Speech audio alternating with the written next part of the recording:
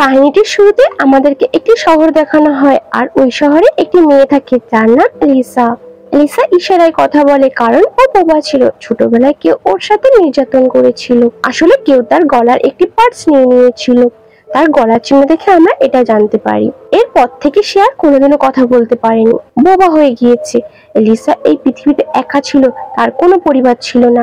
লিসার একজন প্রতিবেশী ছিল যার নাম জাইলস, যে তাকে তার পরিবারের সদস্যের মতন আচরণ করত।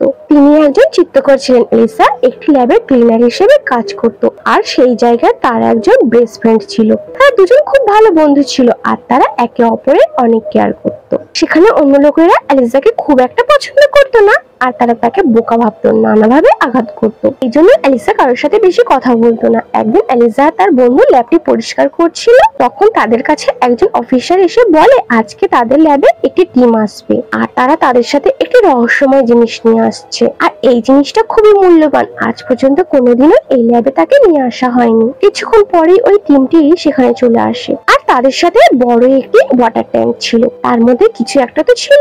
লিসা যখন তার কাছাকাছি যায়, এটি নড়াচড়া করতে শুরু করে আর শব্দ তৈরি করে। তারপর সেখানে কিছু লোকেরা আসে আর তাকে একটি সুরক্ষিত রুমে নিয়ে যায়। এদিকে লিসা তার ফ্রেন্ড কিছুই বুঝতে পারে না। পরের দিন যখন সে আর তার ফ্রেন্ড ল্যাব পরিষ্কার করছিল, তখন তারা সেই রুমটি থেকে আওয়াজ শুনতে পায় যেখানে ওই ওয়াটার ট্যাঙ্কটি রাখা হয়েছিল। আর তখন সেই রুম থেকে কার্নেল বেরিয়ে আসে। খুবই স্বার্থপর মানুষ ছিল, আর সে এই পুরো প্রজেক্টটার লিডার ছিল। তার হাত থেকে রক্ত বের হচ্ছিল, তার হাত এতটাই যন্ত্রণা করছিল যে সে হাঁটু গেড়ে বসে পড়ে। তারপর সেখানে একটি টিম আসে আর কার্নেলকে তারা সেখান থেকে নিয়ে যায়। তারপর লিসা আর তার ফ্রেন্ডকে বলে ওই রুমটি পরিষ্কার করে দিতে। তারপরে ওরা যখন রুমটি পরিষ্কার করছিল, সেখানে চারিদিকে প্রচুর রক্ত পড়েছিল, আর তারা সেখানে কারো আঙ্গুল পড়ে থাকতে দেখে। আর ওই কাটা আঙ্গুলটা কার্নেলের ছিল। হতে পারে তার আঙ্গুলটি ওই ক্রিয়েচারটি কেটে দিয়েছে যাকে এখানে আনা হয়েছে। তারপর লিসা ওই কাটা আঙ্গুলগুলিকে একটি প্যাকেটের মধ্যে রাখে। তখন লিসার ফ্রেন্ড কাউকে ডাকতে যাচ্ছিল। সেখানে লিসা একটি বড় ওয়াটার ট্যাঙ্ক দেখতে পায়, এটি কাচের তৈরি ছিল। আর যখন লিসা তার কাছে যায়, সেখানে একটি বড় অদ্ভুত প্রাণী দেখতে পায়। তাকে দেখতে অনেকটা মানুষের মতন ছিল, আর তার দুটো হাত আর দুটো পা ছিল। তারপর সেখানে তার ফ্রেন্ড আর একটি অফিসার চলে আসে। তখন ওই ক্রিয়েচারটি জলের ভেতরে চলে যায়। লিসা এখন জানতে পেরে যায় ওই ল্যাবে কি লুকিয়ে রাখা হয়েছে। তাই সে পরের দিন লাঞ্চের সময় ওই একই জায়গায় আসে। ওখানে বড় একটি পুকুর ছিল, আর ওই ক্রিয়েচারটি জলের মধ্যে শিকল দিয়ে বাঁধা ছিল।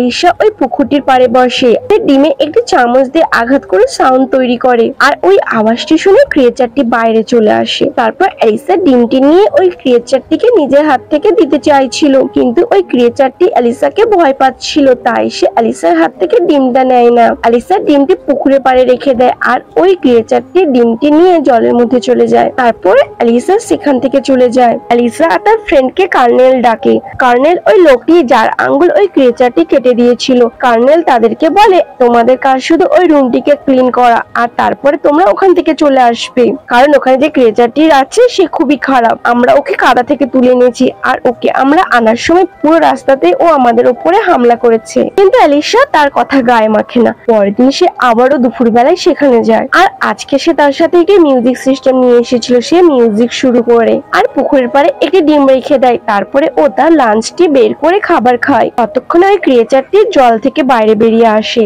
আর তার সাথে ওই মিউজিকটি শুনতে থাকে। পুকুর পাড়ের যে ডিমটি রেখেছিল সেই ডিমটি খেয়ে ফেলে, আর তারা দুজনে ইশারায় কথা বলতে শুরু করে। এভাবে কথা বলতে বলতে সময়ের সাথে সাথে তারা বন্ধু হয়ে যায়। লিসা তার সাথে বন্ধুত্ব করে অনেক হ্যাপি ছিল, কারণ এই দুনিয়াতে তার দুজনই বন্ধু ছিল, একটার প্রতিবেশী জাইলস আর তার ফ্রেন্ড। এটা ভেবে খুশি হয়েছিল যে তার এখন তৃতীয় একজন বন্ধু হয়েছে। তার কাছে এই ব্যাপারটা কোনো গুরুত্ব রাখে না যে তার তৃতীয় বন্ধুটি একটি ভয়ঙ্কর ক্রিয়েচার। সে তাকে বন্ধু পেয়ে অনেক খুশি হয়। সে প্রতিদিন লাঞ্চের সময় এখানে আসে আর ওই ক্রিয়েচারটির সাথে ভালো সময় কাটাতো, আর তারা দুজন ইশারাতে অনেক কথা বলতো। একদিন তারা কথা বলছিল, আর তখন সেখানে একজন ডাক্তার চলে আসে। ওই ডাক্তারটি এই ক্রিয়েচারটির উপর রিসার্চ করছিল, আর ও লুকিয়ে দেখছিল যে লিসা ওর সাথে কথা বলছে। তাদের দেখে সে বুঝতে পেরে যায় তাদের মধ্যে কোনো একটা রিলেশন তৈরি হয়েছে, আর সে লিসাকে জানতে দেয় না যে সে তাদেরকে কথা বলতে দেখে ফেলেছে। এই ডক্টরটি একজন সায়েন্টিস্টও ছিল। সে আমেরিকার জন্য এই ক্রিয়েচারটি প্রাণীটির উপরে রিসার্চ করছিল।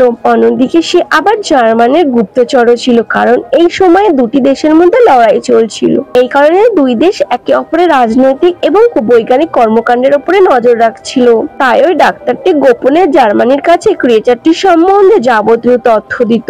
পরের দিন অ্যালিসা আবার ওই ক্রিয়েচারটির সাথে দেখা করতে যায়। সেখানে সে দেখে ওই ক্রিয়েচারটিকে নির্মম ভাবে শেকল দিয়ে বেঁধে রাখা হয়েছে, তার গা থেকে রক্ত বের হচ্ছিল। তাই দেখে অ্যালিসা অনেক কষ্ট পায়। তখন ও অনুভব করে কেউ ওখানে আসছে, তাই সে তাড়াতাড়ি লুকিয়ে পড়ে। আর তখন সে দেখতে পায় ওই লোকটি কার্নেল ছিল। সে এই প্রাণীটিকে অনেক ঘৃণা করতো। কার্নেলের কাছে একটি ইলেকট্রিক রড ছিল, আর সে ওই রডটি দিয়ে ওই ক্রিয়েচারটিকে ইলেকট্রিক শক দেয়। তারপর ওখানে জেনারেল আসে। সে বলে, আমি তো ভেবেছিলাম এই প্রাণীটি ছোট হবে, কিন্তু এ তো অনেক বড়। কার্নেল বলে, আমাজনের লোকেরা এই প্রাণীটিকে ঈশ্বর মনে করে। তারা জলে এই প্রাণীটিকে ফুল, ফল আরো অনেক কিছু দেয়। কার্নেল বলে, আমরা যদি এই প্রাণীটির সম্বন্ধে জানতে চাই তাহলে আমাদেরকে ওকে মারতে হবে, কেন কি একে মারলেই তো তবে আমরা তাকে নিয়ে রিসার্চ করতে পারবো। আর এর যা বডি, না কাটলে তো আমরা কিছুই করতে পারবো না। কিন্তু ডাক্তার তাদেরকে বলে এর অবস্থা অনেক বেশি খারাপ। আর আশ্চর্যের বিষয় হলো ওই প্রাণীটি দুই জায়গা থেকে শ্বাস নেয়। আমাদের এটিকে নিয়ে রিসার্চ করা উচিত, ওকে মেরে ফেলাটা ঠিক হবে না। কিন্তু কার্নেল ডাক্তারের কোনো কথা শোনে না। ডক্টর তাকে বলে, যদি আমরা একে জলে না ছাড়ি তাহলে এ মারা যাবে। ওই ক্রিয়েচারটিকে দেখে তাদের মনে হয় সে অজ্ঞান হয়ে যাচ্ছে, তাই তারা তাকে আবারও জলে ফেলে দেয়। তারপর ডক্টর জেনারেলকে বলে একে মারাটা ঠিক হবে না, কিন্তু জেনারেল তাকে বলে, আমার কাছে পুরো পারমিশন আছে, আমি যা খুশি করতে পারি। জার্নাল ডাক্তারকে বলে, তুমি তাড়াতাড়ি ওকে কেটে ছিঁড়ে ওর মধ্যে কি আছে রিসার্চ করো, আমরা জানতে চাই এর মধ্যে বিশেষ কি আছে। ডক্টর এই কথাটি শুনে অনেক দুঃখ পায়, কারণ সে এই ক্রিয়েচারটিকে মারতে চায় না। সে একজন জাসুস হলেও তার কাছে মনুষ্যত্ব বোধ রয়েছে। ওখানে অ্যালিসা ক্লিনিং করছিল, সেও সব শুনতে পায় আর সেও খুব দুঃখ পায়। অ্যালিসা বাড়িতে এসে জাইলসকে সব বলে দেয়, কারণ সে ওই প্রাণীটিকে মরতে দিতে চায় না। সে খুবই চিন্তিত হয়ে পড়েছে। সে তাকে বলে, ও আমার মতন, ও কিছু বলতে পারে না, ও আমার খুব ভালো বন্ধু, আমি ওকে সাহায্য করতে চাই। আমাকে দেখে ও অনেক খুশি হয়ে যায়, আমি যেমনই হই না কেন ও আমাকে সেইভাবেই পছন্দ করে, আমার মধ্যে কোনো কমতি ওর চোখে পড়ে না। জাইলস তাকে বলে, আমি খুবই দুঃখিত, ওকে আমরা বাঁচাতে পারবো না, কারণ ও যাদের হেফাজতে রয়েছে ওই মানুষগুলি খুবই ক্ষমতাবান ব্যক্তি, আর আমরা খুবই সাধারণ মানুষ, ওদের সাথে আমরা পেরে উঠতে পারবো না। এই বলে জাইলস ওখান থেকে চলে যায়। আলিসা অনেক ভেঙে পড়ে। অন্যদিকে জাইলস দুঃখ পায়, সে আলিসাকে সাহায্য করতে পারছে না। তারপর সে আবার আলিসার কাছে এসে বলে, আমি তোমাকে সাহায্য করব ওই ক্রিয়েচারটিকে সেখান থেকে বের করতে। তারপর তারা একটি প্ল্যান করে। আলিসা ল্যাবে গিয়ে সব ক্যামেরাগুলি উপর দিকে তুলে দেয়, যাতে কোনোভাবে কেউ জানতে না পারে ওই ক্রিয়েচারটিকে তারা এখান থেকে বের করেছে। তারপর সে ওই ক্রিয়েচারটির কাছে যায় আর তাকে খোলার চেষ্টা করে। সে শিকলে বাঁধা ছিল, সেটা খোলা অসম্ভব ছিল। আর তখন সে দেখে সেখানে ডাক্তার চলে এসেছে। এলিসা ডাক্তারকে দেখে অনেক ভয় পেয়ে যায়। অন্যদিকে ডাক্তার তো এই ক্রিয়েচারটিকে বাঁচাতে চায়, তাই সে আলিসাকে ওই শিকলটি চাবি দিয়ে দেয়। আলিসা তাড়াতাড়ি ওই চাবিটা দিয়ে ক্রিয়েচারটিকে বাইরে বের করে আনে। ওই ক্রিয়েচারটি খুবই ইন্টেলিজেন্ট ছিল, মানুষের ফিলিংস খুব ভালোভাবে বুঝতে পারতো। আলিসা ওই ক্রিয়েচারটিকে একটি ট্রলির মধ্যে নিয়ে টানেলের মধ্যে দিয়ে যেতে থাকে। আলিসার বন্ধু জানতে পারে সে ওই ক্রিয়েচারটিকে এখান থেকে নিয়ে পালিয়ে যাচ্ছে, তাই তাকে যেতে বাধা দেয়। কিন্তু আলিসা তাকে বুঝিয়ে বলে এখানে ও থাকলে ওই নিষ্ঠুর লোকগুলি ওকে মেরে ফেলবে। তারপর তার ফ্রেন্ডও রাজি হয়ে যায় আর ওই ক্রিয়েচারটিকে বাইরে বের করতে তাকে সাহায্য করে। অন্যদিকে জাইলস ভেতরে আসার চেষ্টা করে, কিন্তু গার্ড তাকে আটকে দেয়। গার্ড বুঝতে পেরেছিল তার কার্ডটি ডুপ্লিকেট। আবারও ডক্টর তাদেরকে সাহায্য করে ওই গার্ডটিকে বেহুশ করে দেয়। তারপর শেষমেশ তারা ওই ক্রিয়েচারটিকে এখান থেকে বাইরে নিয়ে যেতে সফল হয়। অন্যদিকে কার্নেল বুঝতে পারে গেটে কিছু গন্ডগোল হচ্ছে, আর যতক্ষণ ও গেটের কাছে আসবে ততক্ষণে আলিসা আর তারা সবাই এখান থেকে চলে যায়। আলিসা ওই ক্রিয়েচারটিকে তার বাড়িতে নিয়ে আসে আর তাকে বাথটাবে রাখে, কারণ ওই প্রাণীটি জলে বাস করে আর সে জল ছাড়া বাঁচতে পারবে না।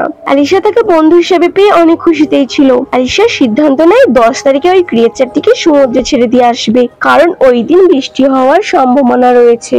পরের দিন আলিসা কাজে যায়, কারণ যাতে কেউ তাকে সন্দেহ না করে যে ওই ক্রিয়েচারটিকে এখান থেকে বের করেছে। জাইলস বাড়িতে থেকে ওই ক্রিয়েচারটিকে দেখাশোনা করছিল, কিন্তু এর মধ্যে সে ঘুমিয়ে পড়ে। আর তখন ওই ক্রিয়েচারটি বাথটাব থেকে বাইরে বেরিয়ে আসে আর তাদের বিড়ালটিকে মেরে খেতে থাকে। জাইলস তাকে এমন করতে মানা করে, তখন সে সেখান থেকে পালিয়ে যায় আর পালানোর সময় সে জাইলসের হাতে আঘাত করে দেয়। অ্যালিসা যখন বাড়িতে আসে সে দেখে ওই ক্রিয়েচারটি বাড়িতে ছিল না। তখন জাইলস তাকে বলে সে ভয় পেয়ে গিয়েছিল, ওই ক্রিয়েচারটির কোনো দোষ নেই, যাও ওকে খুঁজে নিয়ে এসো। অ্যালিসা তাকে খুঁজে বাড়িতে নিয়ে আসে। যেহেতু ওই ক্রিয়েচারটি অনুভূতি বুঝতে পারে তাই সে তার কাজে অনেক লজ্জিত ছিল। তারপর ওই ক্রিয়েচারটি জাইলসের মাথায় হাত রাখে আর তাকে ইশারাতে বলে তুমিও আমার মতন মাথায় হাত রাখো। জাইলস তাই করে। পরের দিন সে দেখে তার হাত ঠিক হয়ে গিয়েছে আর সে অনেক খুশি হয়ে যায় যখন সে দেখে তার মাথায় অনেক নতুন চুল হয়েছে। সময়ের সাথে সাথে অ্যালিসা আর ওই ক্রিয়েচারটির বন্ধুত্ব ভালোবাসায় পরিণত হয়ে যায়। তারা একে অপরের অনেক কাছাকাছি চলে আসে। অন্যদিকে আমরা দেখতে পাই ল্যাবে জার্নেল ডাক্তারকে বলে তুমি যদি ওই ক্রিয়েচারটিকে খুঁজে বের করতে না পারো তাহলে আমি তোমার পার্সোনাল আর প্রফেশনাল ক্যারিয়ার নষ্ট করে দেব। এটা শুনে ডক্টর অনেক ঘাবড়ে যায়। কার্নেল ডাক্তারের উপরে সন্দেহ হয় কারণ সে জানতো এই ক্রিয়েচারটিকে সে মারতে দিতে চায় না। এই কারণে সে ডাক্তারের বাড়ির উপরে নজর রাখে। তখন সে দেখে ডাক্তার বাইরে বেরিয়ে দুটি লোকের সাথে কথা বলছে। ওই দুজন লোক ডাক্তারকে গুলি করে আর কার্নেল ওই দুজন লোককে গুলি করে মেরে ফেলে। কার্নেল দেখে যে ডক্টর রাশিয়ান ভাষায় কথা বলছে, তাতে সে বুঝতে পারে সে একজন গুপ্তচর। কার্নেল ওই ডাক্তারকে জিজ্ঞাসা করে বলে আমাকে সব বলো, ওই ক্রিয়েচারটা কোথায় আছে? কার্নেল তাকে সত্যি বলার জন্য তার উপরে নির্যাতন করে। ডাক্তার তাকে কিছুই বলতে চায় না। সে শুধু তাকে বলে ও একজন ক্লিনার, পুলিশে মারা যায়। ক্লিনারের কথা শুনে কার্নেল অ্যালিসাকে নয় তার ফ্রেন্ডকে সন্দেহ করে কারণ তারা দুজন একসাথে কাজ করত। তারপর কার্নেল অ্যালিসার ফ্রেন্ডের বাড়িতে যায়। সেখানে গিয়ে সে তার ফ্রেন্ডকে ওই ক্রিয়েচারটির সম্বন্ধে জিজ্ঞাসা করে। সে বলে আমি কিছুই জানি না, কিন্তু তার হাজবেন্ড কার্নেলকে সব বলে দেয়। ওই ক্রিয়েচারটি অ্যালিসার বাড়িতে রয়েছে। সে তার স্ত্রীকে অ্যালিসার সাথে ফোনে কথা বলতে শুনে ফেলেছিল। তারপর কার্নেল রেগে অ্যালিসার বাড়ির দিকে যায়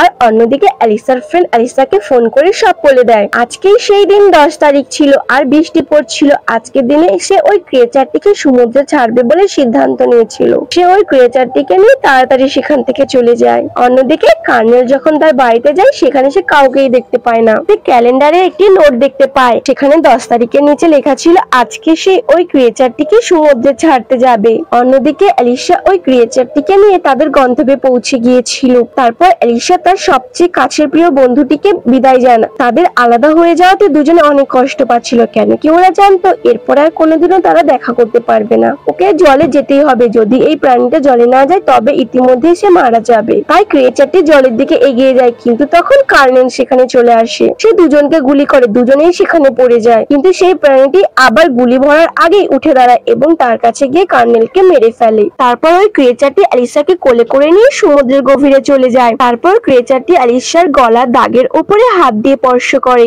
আর সেই দাগগুলো ফুলকায় রূপান্তরিত হয় আর সেগুলির সাহায্যে সে জলের মধ্যে শ্বাস নিতে পারে। এরপর থেকে অ্যালিসা জলের মধ্যে নিঃশ্বাস নিতে পারছিল। গুলিতে মারা যাওয়ার পর অ্যালিসা আবারও নতুন একটি জীবন পায়। আসলে ওই ক্রিয়েচারটির কাছে অনেক ক্ষমতা ছিল যা অ্যালিসাকে আবারও বাঁচিয়ে দিয়েছে।